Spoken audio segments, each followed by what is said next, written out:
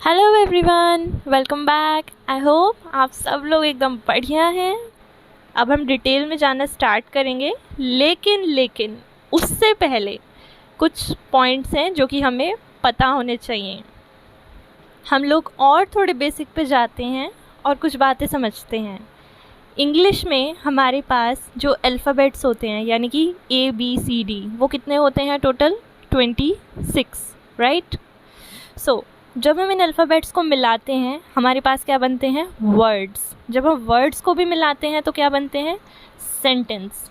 तो कोई भी सेंटेंस बनाने के लिए जो सबसे इम्पॉर्टेंट चीज़ें हैं वो है सब्जेक्ट, वर्ब एंड ऑब्जेक्ट। अगर आपके पास सब्जेक्ट, वर्ब एंड ऑब्जेक्ट है तब आपका बन जाता है एक सेंटेंस। सब्जेक्ट क्या होता है? कर्ता, यानी कि डूअर, यानी कि काम करने वाला कौन है। वर्ब होता है एक्शन वर्ड, यानी कि क्या काम हुआ है, जिससे आपको पता चल रहा है कि ये जो सब्जेक्ट है इसने क्या काम किया है। एंड फाइनली ऑब्जेक्ट, जिस पे काम किया गया है। सो ये जो सब्जेक्ट होता है ये अगेन या तो हो सकता है सिंगुलर या फिर हो सकता है क्या? प्लूरल। अब हम समझेंगे कि ये सिंगुलर एंड प्लूरल सब्जेक्ट्स होते क्या हैं। सो पहले बात करते हैं सिंगुलर सब्जेक्ट्स की। सिंगुलर सब्जेक्ट्स में इसका मतलब क्या है, पहले मतलब समझते हैं। सिंगुलर मतलब जहाँ पे भी एक हो। जैसे कि नॉर्मली आप लोग फेसबुक या फिर इंस्टाग्राम चलाते होंगे तो उस पर एक ऑप्शन होता है that what is your relationship status. तो वहाँ पे मोस्टली लोग लिखते हैं सिंगल। सिंगल का क्या मतलब है कि हम लोग अकेले हैं, we do not have any partner, हमारा कोई पार्टनर नहीं है, कोई सोलमेट नहीं है, कोई हमारे साथ में नहीं है। सिंगल मतलब हम अकेले हैं, only one person, that means single और singular we can say. And another is the plural subject. Plural कौन से होते हैं? जहाँ पे भी एक से ज़्यादा होंगे, यानी कि एक से अधिक। अगर है एक तो वो हो जाएगा सिंगुलर, अगर है मोर देन वन तो वो कैसा सब्जेक्ट हो जाता है? प्लूरल। अब सिंगुलर सब्जेक्ट में क्या क्या आता है? ही, शी, इट, एनी नेम या फिर टीचर।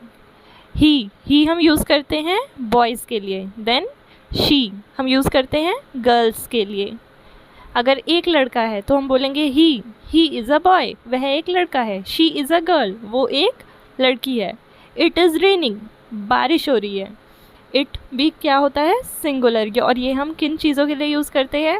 एक्चुअल में ये हम चीज़ों के ही लिए यूज़ करते हैं। जहाँ पे भी कोई चीज़ की बात होती है उसको शो करने के लिए हम बोलते हैं इट।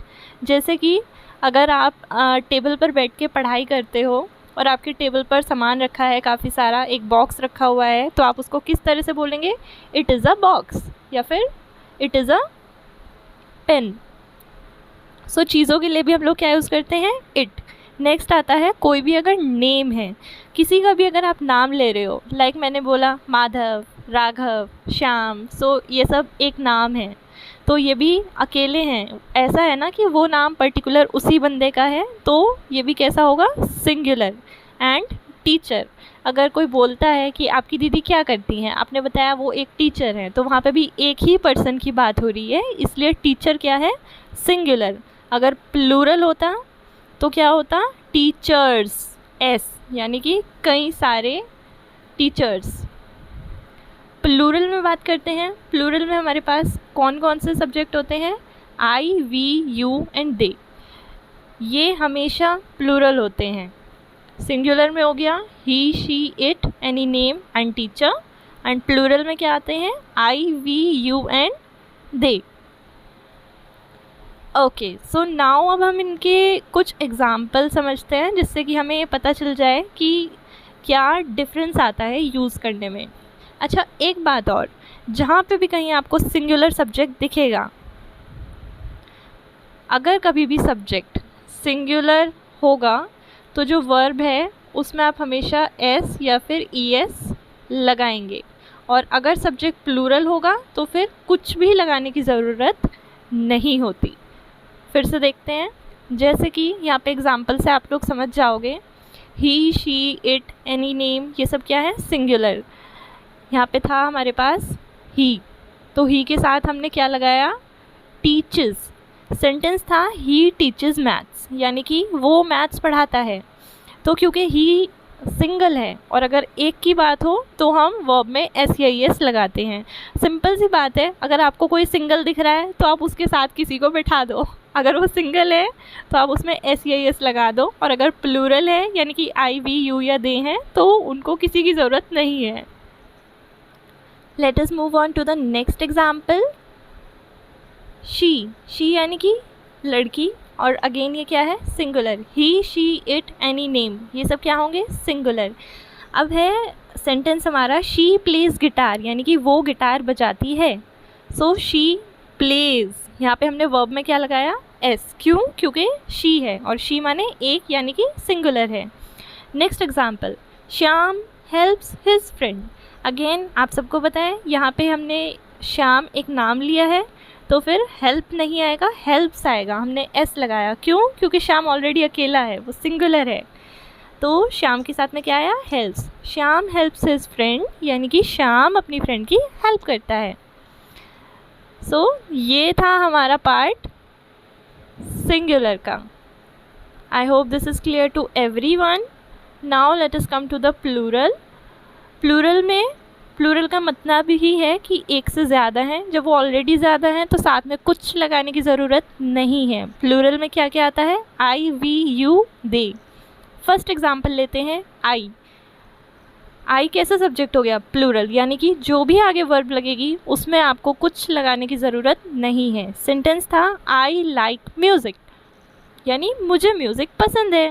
सो आई था तो लाइक आया। अगर ऐसा होता कि उस लड़की को म्यूज़िक पसंद है तो हम क्या बोलते, शी लाइक्स म्यूज़िक। लड़की के लिए शी, क्योंकि सिंगुलर है तो लाइक नहीं लाइक्स आता, and music is music. Next example, we enjoy talking, यानी कि हमें बात करने में मज़ा आता है। So we is again plural, and plural के साथ हम लोग कुछ नहीं लगाते। So we enjoy.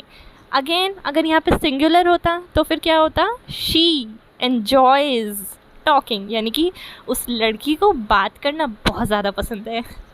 Next example, you go there, तुम वहाँ जाओ। यू क्या है, अगेन प्लूरल, तो इसके साथ में हमने कुछ नहीं लगाया वर्ब में, सिर्फ गो है।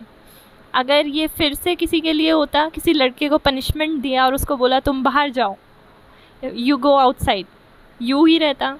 अगर ऐसे बोल और फिर किसी स्टूडेंट ने उसको देख के बोला कि वो बाहर चला गया, तो क्या कहता वो, ही गोज़ आउट, कि वो बाहर चला गया है। सो ये था प्लूरल का part. Now I am hoping कि सबको सिंगुलर एंड प्लूरल क्लियर हो गए होंगे।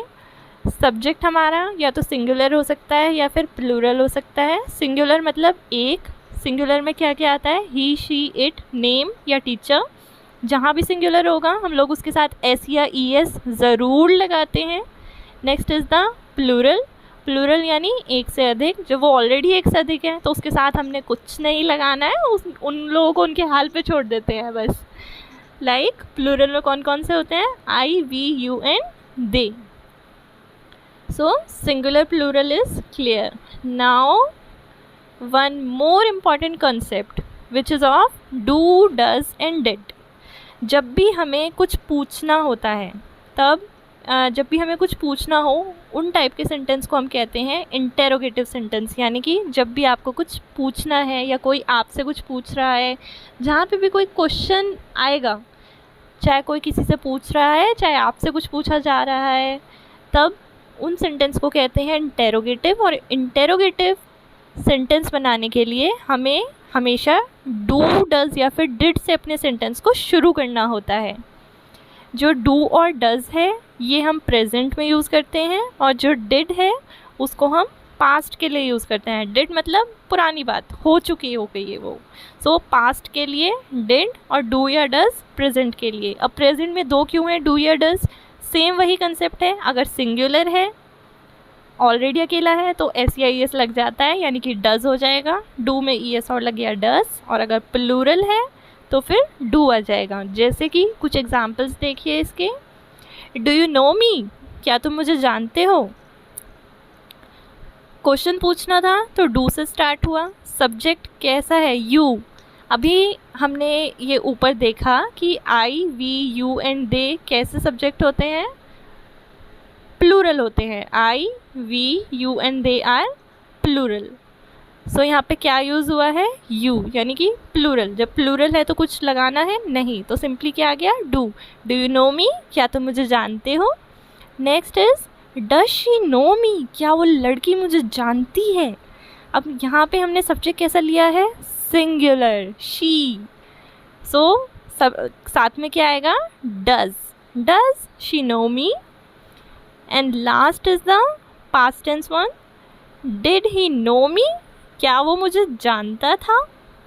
डिड का मतलब है कि सेंटेंस हमारा पास्ट में चला गया, एंड सब्जेक्ट यहाँ पे सिंगुलर हो या प्लूरल, हमें डिड ही लगाना है, हमें इसमें कुछ सोचना ही नहीं होता। एक और इम्पॉर्टेंट बात, जब कभी भी आपको डू, डज या डिड दिखाई देगा तो उसके साथ वर्ब की हमेशा फर्स्ट फॉर्म आएगी। जैसे कि यहाँ पे फर्स्ट था हमारा do you know me, so यहाँ पे हमने क्या यूज़ किया? Know. Next is does she know me, यहाँ पे भी हमने क्या यूज़ किया है? नो। हमने यहाँ पे शी को देख के नोज नहीं किया, क्यों? क्योंकि यहाँ पे डज आया हुआ है। Third is did he know me, यहाँ पे तो कुछ देखने वाली बात ही नहीं है। सो ये पोर्शन भी क्लियर हो गया कि डू, डज या डिड के साथ में कभी भी आपको एस या ई एस नहीं लगाना होता है। क्या लगाना होता है? First form of the verb. क्या लगाएंगे हम लोग? First form of the verb. This portion is also clear.